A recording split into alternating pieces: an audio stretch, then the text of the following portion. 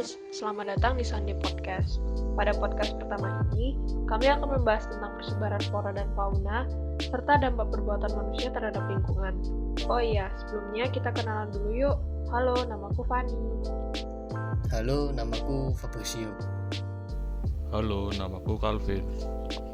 Halo, namaku Lina. Halo, nama aku Anita. Selamat mendengarkan podcast kami.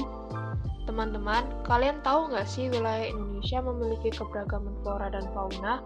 Karena iklim tropis di Indonesia sehingga mampu menampung banyak jenis flora dan fauna. Bahkan 10% atau lebih 25.000 jenis flora yang ada di dunia terdapat di Indonesia. Kemudian untuk jenis faunanya mencapai lebih dari 200.000 jenis yang meliputi mamalia, burung, reptil, hingga serangga. Wah, ternyata banyak banget ya jenis flora dan fauna yang ada di Indonesia. Kira-kira apa sih yang mempengaruhi persebaran flora dan fauna di Indonesia? Yang mempengaruhi persebaran flora dan fauna di Indonesia yaitu adanya faktor iklim yang meliputi suhu, sinar matahari, kelembapan udara, dan curah hujan. Kemudian faktor fisiografis yang meliputi perbedaan ketinggian tempat dan bentuk lahan. Selanjutnya ada faktor edafik atau kondisi tanah yang meliputi perbedaan tekstur tanah, kandungan mineral serta organik tanah, kandungan udara, dan tingkat kesuburan tanah. Faktor yang terakhir yaitu biotik. Faktor ini meliputi makhluk hidup seperti manusia, hewan, dan tumbuhan. Pastinya flora dan fauna hidup dan tumbuh di ekosistem tertentu. Sebagai warga Indonesia, harusnya kita menjaga kelestarian flora dan fauna yang kita miliki. Alasan flora dan fauna harus dilestarikan, yaitu mencegah adanya kepunahan sehingga menjaga kestabilan ekosistem yang ada. Kemudian untuk kesejahteraan masyarakat melalui bidang pariwisata. Selain itu, sebagai edukasi kepada masyarakat mengenai beragam jenis flora dan fauna. Kita sebagai masyarakat yang bijak seharusnya menjaga kelestarian alam yang kita punya. Namun sekarang mulai banyak orang yang lupa bahkan mengabaikan kewajiban tersebut. Banyak yang tidak peduli bahkan sengaja merusak alam untuk kepentingan mereka sendiri. Dahulu alam kita indah, sejuk, serta nyaman untuk kita tinggali. Pada saat ini mulai banyak bangunan-bangunan tinggi yang dibangun sehingga lahan-lahan yang dahulunya berisi pepohonan kini mulai ditebangi. Sehingga tanah resapan juga mulai berkurang. Menurut kalian, apa saja sih perbuatan manusia yang kurang bertanggung jawab terhadap alam? Kalau menurut pengamatanku saat ini, banyak masyarakat malas untuk membuang sampah pada tempatnya. Padahal pemerintah juga sudah menyediakan tong sampah di pinggir jalan. Namun, masyarakat malas untuk melakukannya. Bahkan ada juga yang membuang di saluran air seperti got dan sungai. Sehingga got yang digunakan untuk aliran air malah tersumbat oleh sampah. Kemudian sungai yang dulunya bersih sekarang airnya menjadi keruh dan banyak sampah. Aku lihat di berita banyak warga yang menebang pohon sembarangan. Dan juga ada pembakaran hutan yang dilakukan dengan sengaja. Menurutku itu semua merupakan hal yang sangat merugikan bahkan berdampak buruk bagi banyak orang termasuk alam, flora, dan fauna yang ada. Nah, betul itu. Apabila manusia terus melakukan itu, alam kita akan rusak. Keberagaman flora dan fauna yang kita miliki perlahan juga akan hilang. Maka dari itu, kita sebagai manusia harus menjaga alam kita agar tetap sehat, bersih, dan indah. Sehingga kita juga bisa memberikan lingkungan yang layak untuk generasi-generasi selanjutnya.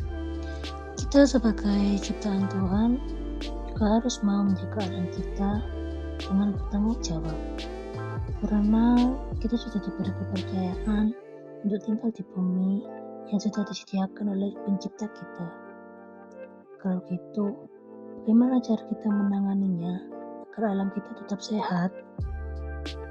Ya, dengan melakukan pelestarian lingkungan seperti penanaman kembali pohon-pohon, mau mengolah sampah, memiliki kesadaran bahwa kita harus menjaga lingkungan kita, dan mau mengurangi polusi udara dengan cara tidak menaiki kendaraan apabila kita hanya mau menuju ke tempat yang dekat. Kita bisa berjalan kaki atau menggunakan sepeda pancal. Selain mengurangi polusi, kita juga melakukan olahraga. Kita juga mau saling mengingatkan antar masyarakat. Nah, kemudian kita juga harus mau memberi contoh kepada orang-orang di sekitar kita bagaimana mencintai alam. seperti membuang sampah pada tempatnya, mau mengajak kerja bakti membersihkan selokan, mengurangi penggunaan sampah plastik. Biasanya pengusaha-pengusaha yang menjual bahan olahan menggunakan kemasan plastik untuk produk mereka, karena pemakaian plastik memang praktis. Sebagai penjual pasti juga memberi yang terbaik untuk pembeli, namun kita juga harus mempertimbangkan akibatnya. Penggunaan plastik juga tidak ramah lingkungan tentu saja. Plastik membutuhkan cukup lama untuk mengurai. Mungkin kita bisa menggunakan kertas bungkus makanan atau membawa tempat sendiri apabila mau membeli makanan. Memang menjaga lingkungan untuk masyarakat sangat susah. Namun jika kita mulai memisahkan diri, kita pasti bisa menjaga alam kita. Benar sekali, apalagi Indonesia menghasilkan sekitar 6,8 juta ton sampah plastik per tahun, dan 61% tidak terkelola. Sebagian besar dari sampah plastik tersebut merupakan sampah plastik bekas bungkus makanan. Dahulu bungkus makanan yang digunakan masih ramah lingkungan, seperti daun pisang, daun pelepah jagung, daun kelapa, dan masih banyak lagi. Bungkus makanan ini masih digunakan, namun seringkali hanya ditemukan di makanan atau jajan khas daerah seperti Nagasari, lemper, pepes, dan masih banyak lainnya. Alangkah baiknya kalau kita mulai mengurangi penggunaan sampah plastik dan mulai menggunakan barang yang ramah lingkungan. Sama halnya kita sebagai warga Indonesia harus menjunjung tinggi rasa nasionalisme. Kita juga harus mau menjaga lingkungan kita agar tetap sehat. Iya, betul itu. Ayo kita mulai merubah pola pikir kita untuk lebih peduli dengan lingkungan kita. Dengan begitu, kita juga bisa menjaga bumi kita. Yuk kita mulai berpikir luas dalam melakukan sesuatu. Kita harus bisa mempertimbangkan akibat dari yang kita lakukan, tidak hanya dari sisi positif, namun juga kita harus mempertimbangkan sisi negatifnya juga. Sekian dari podcast kita hari ini. Mohon maaf apabila terdapat kesalahan kata atau pengucapan. So ya, kami harap kalian bisa menyukai topik kali ini. Dan semoga topik kali ini bisa mengubah pola pikir kita untuk lebih peduli dengan alam kita. Thank you for listening.